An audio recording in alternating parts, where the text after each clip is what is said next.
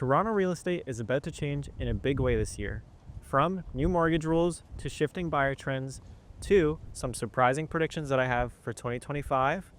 Are you ready for what's coming next? Let's break it all down so you can be prepared as we transition into a new housing market for 2025. First, let's take a quick look back at the year 2024, which was a transition year for the Toronto real estate market. While the market continued to favor buyers overall, the trend varied across different markets. The condo market saw some recovery in the spring, mainly fueled by improved consumer confidence as interest rates were lowering and more units became available. But in the summer, supply jumped 19%, and so the price growth that we saw in the spring then leveled off in the summer. Overall, it was actually a pretty decent year for condos. Despite the large increase in new available listings, prices only dropped 2% year over year, and sales numbers were actually up 40% for the year compared to 2023. So, pretty decent, and it shows that the condo market is en route for some stabilization, so good signs to look forward to. The freehold market also showed improvement, with detached home values rising by 4.6% year over year, and sales transactions increasing by 36% for the year. Semi-detached homes, while stable in price, saw a 29% increase in sales despite an only 14% increase in supply. For the rental market, it faced some challenges with record high supply levels. New listings increased by 56% year over year. Despite this, the demand remained strong, with rental transactions up 36% year over year. Despite the growing demand, rental prices actually dropped by 5%, thanks to that increase in supply mainly. This shows us that we're in a bit more of a balanced marketplace, but rentals are still less attractive to landlords now, which isn't necessarily a bad thing. As the rental market gets weaker, it ends up pushing those weaker investors out of the condo market, which again isn't necessarily a bad thing because it can now open up the resale market for buyers. And finally, the pre-construction condo market faced its toughest year since 1996.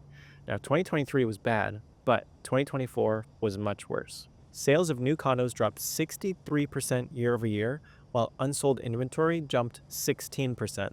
Stagnant resale market growth, declining rental rates, and high development charges, which bump up prices, have made investing in pre-construction condos much less compelling for investors, who were buying up those pre-con condos previously. This sector really remains one to watch as the rental market dwindles. Now, end users are basically the only target market for developers. And so since end users are the only target, developers are facing the challenge of having to move away from those smaller floor plans that attract investors that they can buy cheap and quickly rent out at a premium, instead have to move to more spacious layouts that make sense for families and for people who just want to live there for a long time. Overall, 2024 really gave us a mixed bag, but it also set the stage for some nice opportunities in 2025. Now, one of the biggest recent changes is the December 15th update to mortgage rules. Now, this introduced lower down payment requirements for homes priced between $1 to $1.5 million. So, you previously needed 20% down payment on any homes above $1 million. But now that's shifted up to $1.5 million. So, below $1.5 million, you no longer need a 20% down payment. This equates the down payment on a $1 million home dropping by $125,000. This makes this price point much more accessible to buyers who have the income coming in, but they haven't had the time to be able to save for that large down payment that's needed, but they can qualify for the mortgage. Now, what does this mean for the market? Will it have any effect? Well, I think in the $1 to $1.5 million price range, you're definitely going to see some increased demand. Sellers in this $1 to $1.5 million price segment can expect to see their homes sell a bit faster and at a bit higher price maybe if there's enough competition. Now let's talk about the future. While not officially implemented yet, the OSFI has been proposing that we put in tighter loan-to-income caps. This cap would limit mortgage amounts to be no more than 4.5 times your gross income. If this goes into effect, it could have a serious impact on purchasers who are already navigating higher property prices and a potentially more competitive market. This means that people may need larger down payments so that their monthly payment with the bank is less, or they'll need co-signers, or they'll have to shift entirely to a different price point, which could then push them maybe from a house to instead having to settle at a condo. Now, currently there is no standardized loan-to-income cap. Individual lenders use their own process. They typically do the stress test, and the stress test is typically plus 2% of the current interest rate or they use the benchmark rate of 5.25%.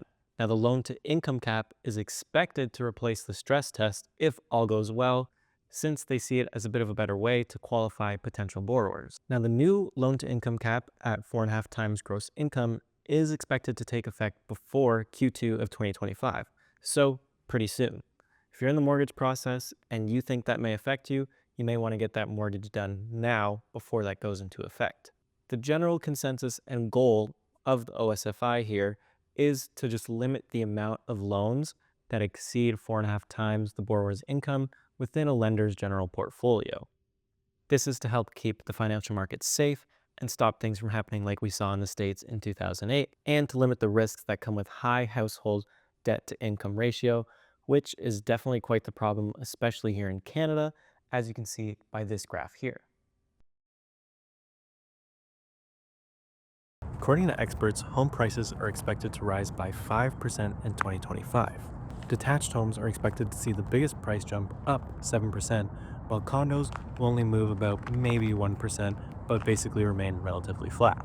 And the price growth for detached homes and freehold homes in general is mainly just due to limited supply and sustained demand. And most buyers, especially families, still view detached or semi-detached homes as the ultimate end life goal.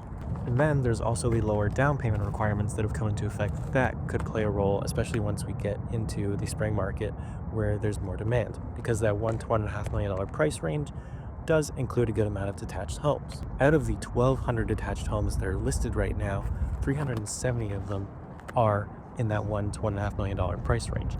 So nearly a third of all detached home listings are in that price point and will be affected by the new down payment rule. Condos, on the other hand, that 1% drop in price is expected because of an increase in supply. We're expected to see a record number of new completions in the condo market, which will then give buyers more options. The trend that we've been seeing will still continue though, where units with nicer layouts, better floor plans, and just good overall property management and management of the building will see high demand. And then those more investor geared units that were built during that kind of investor rush will see lower demand and will sit on the market for a long time, and they will take huge losses on their price. Now, one thing to definitely watch for in 2025, aside from the pre-con market, is a potential spring surge. Spring 2024 and 2023 were pretty quiet, especially compared to historic activity. So there's definitely some pent-up demand, and lower rates could now help spring 2025 see a big surge. Experts are predicting a 4% increase during the spring year over year compared to 2024. So how can you navigate 2025's market? Well, if you're a buyer, the opportunities that will present to you depend on what type of property you're in the market for. For detached homes and even some semi-detached homes in popular neighborhoods, the market is expected to remain pretty competitive, especially in that $1 to $1.5 million price range.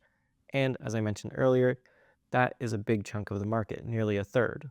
Acting sooner rather than later could save you money, as prices are expected to climb steadily throughout the year.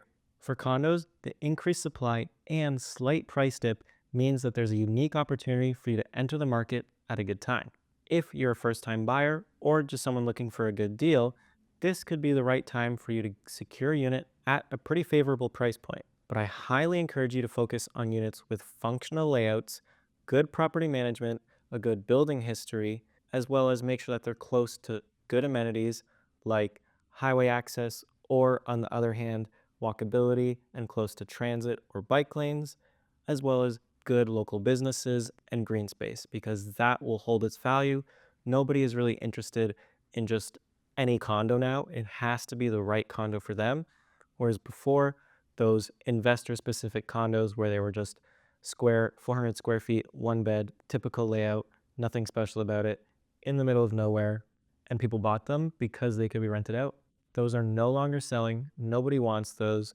So pick something that will have value and stands out. For sellers, on the other hand, 2025 presents a great opportunity to take advantage of some market dynamics. Detached and semi-detached homeowners are in a strong position thanks to sustained demand and limited supply within the core of Toronto. If you've been holding off on selling, this could definitely be the year to list, especially with the expected spring surge. If you haven't been planning on selling, then don't, of course, feel any pressure to. It's more so the right time if you've been holding it off, but it's not still going to be a crazy year. So don't feel the pressure to sell and that you're going to miss out on some price point. If you have a longer timeline and you're thinking of moving in 5 years or so, do not feel the pressure that you have to sell right this second. Now, condo sellers, on the other hand, will need to be a little more strategic in selling their home than freehold homeowners do. Because this market is seeing so much competition, you really need to find a way to stand out, especially if your unit doesn't have that great of a layout. Make sure that you're priced competitively and you're showcasing unique features that buyers are looking for, which I had mentioned earlier, being close to good amenities like transit, highway access, parks, good local businesses, and sell a bit more of the area than the space itself. Or if you can, sell the building, because people love a good building with good amenities and good property management. That is a lot more value than just the unit itself. Condos are going to be very, very competitive this year. They've been a little competitive, but it's been so slow that the competition doesn't really matter, because you either drop your price a bunch and then sell, or you just basically sit on the market forever because your unit isn't that special. This year, it's going to be a little more active, so you definitely need to stand out against all the competition. And to do so, you'll need to partner with the right realtor that will make your property stand out and give you a chance to sell it in a competitive market. I will make sure that your home not only stands out with professional staging and attention to detail, but as you can see on my YouTube channel, I market heavily with engaging video content on YouTube and Instagram, as well as TikTok, as long as it's around.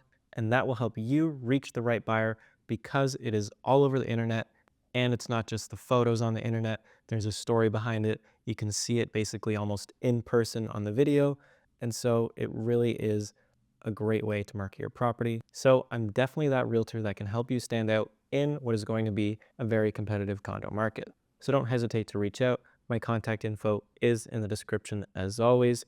And so 2025 is really shaping up to be a year of both challenges and opportunities in the Toronto real estate market. From new mortgage rules to shifting trends in both buyer demand and supply, this market is going to be constantly evolving. And so staying informed is going to be key to navigating it successfully. If you're planning to buy, sell, or just stay ahead of the game, now is definitely the time to prepare while things are quiet. Thanks for watching. Don't forget to like the video, subscribe to my channel, and of course, leave your thoughts in the comments down below. Do you agree with me? Do you think I'm completely wrong? What do you think is going to happen for the Toronto real estate market in 2025? Feel free to share your thoughts. Or if you want to speak to me directly, my contact info is down in the description as always. So let's make 2025 a great year. Catch you in the next video.